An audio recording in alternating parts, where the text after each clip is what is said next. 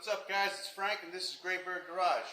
So, I'm not at my shop today. I'm actually at Kirkwood Detailing out in Emmaus, Pennsylvania.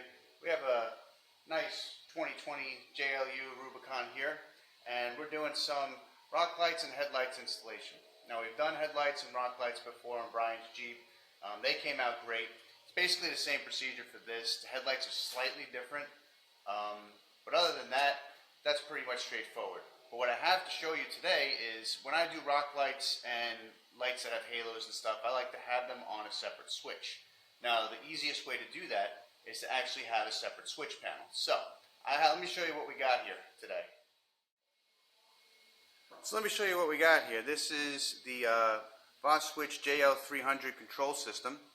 It's very similar to the system that I put in Brian's Jeep, which was the Apollo Intech system, but this is specifically designed for the JL. When I say that, if your Jeep wasn't equipped with the factory auxiliary switches, this actually installs in the dashboard in the place where the factory auxiliary switches used to go.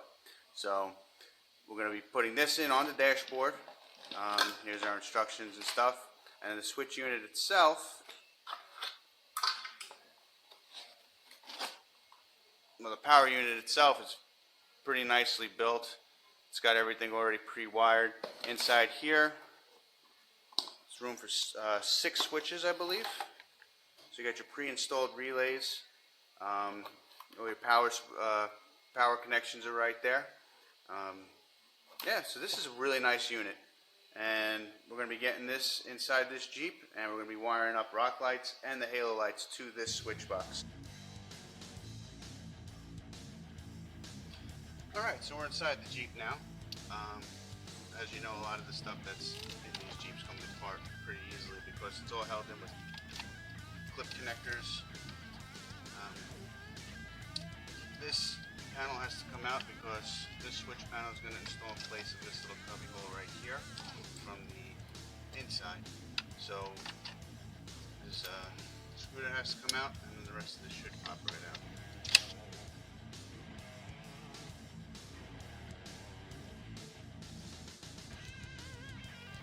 Back side of this, you can see where these screws are that have to come out. There's 3 of them, and then this will go right in that spot for factory appearance.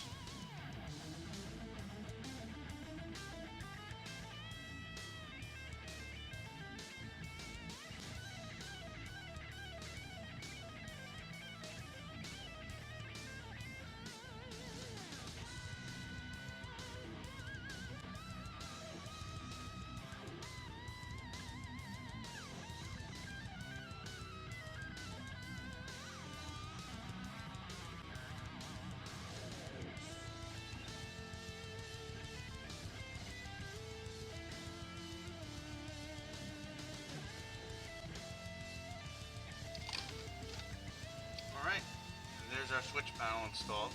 You can see the on-off button, and then these are for the 6 different accessories that you can put on here. Right now we're going to have rock lights and halo lights, and that leaves room for the future to do light bars and whatever else you would want to do electronically, even well, basically anything that requires a switch. So the only thing that's left to do now is run the power wire through the firewall, and the power wire should come right across here, and that'll power that right up. But let's go under the hood and mount the box. Alright, so under the hood, this power unit goes right over here. You got to remove 1 factory fender bolt, and then they give you a bolt for that threaded insert right there. So we'll go ahead and get this bolt out.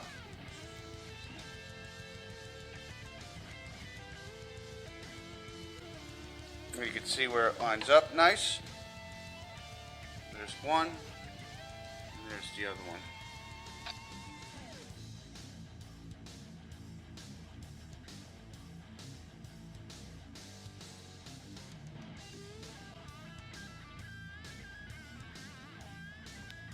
Alright guys, so our switch unit is mounted. We ran our wires across the back of the firewall over to the battery, direct hook to the positive and negative terminals.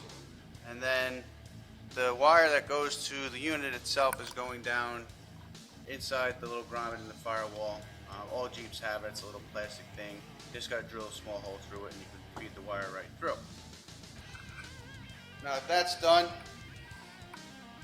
going to come to the inside. So this is the wire that we pulled through. And what we're going to end up doing is running it on the inside of the trim panel over here to come out on that side so that we can connect to our switch, which is that wire down there. So after that, we'll be able to put everything back together, power it on, and see if everything works. So here we go. Alright guys, well, we got the dashboard back together. You can see this is the new switch unit that replaced this little cubby hole. This is where they would have installed the factory auxiliary switches if you got that option, but this is a much better alternative than retrofitting your vehicle with those factory switches. Right now it's set up for battery control, so even though the vehicle's off, this unit will power on, so you always got to keep that in mind. They do have it so that you can set it up for key on or battery. So this customer wanted battery control, so we have battery control. And then you can see each of the 6 switches. They're push button. They turn amber when the switch is activated, and they go back to white when they're off. They also included all these cool little switch indicators. So we're going to be wiring up our first accessory, which is going to be the halo, and I'm going to be putting that on accessory 1.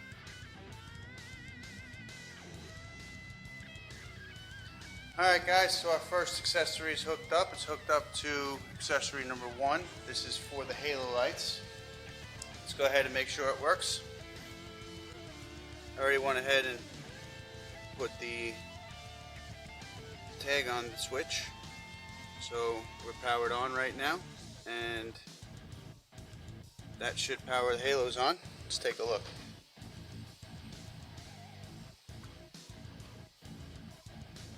There we go. Very nice.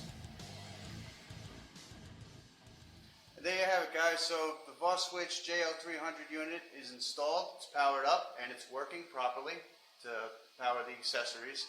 So it has 6 positions for different accessories. You can do light bars, you could do halos. I still got to do rock lights on this later on, but that's basically it for now guys. Hope you guys enjoyed today's video, and we'll see you guys out there.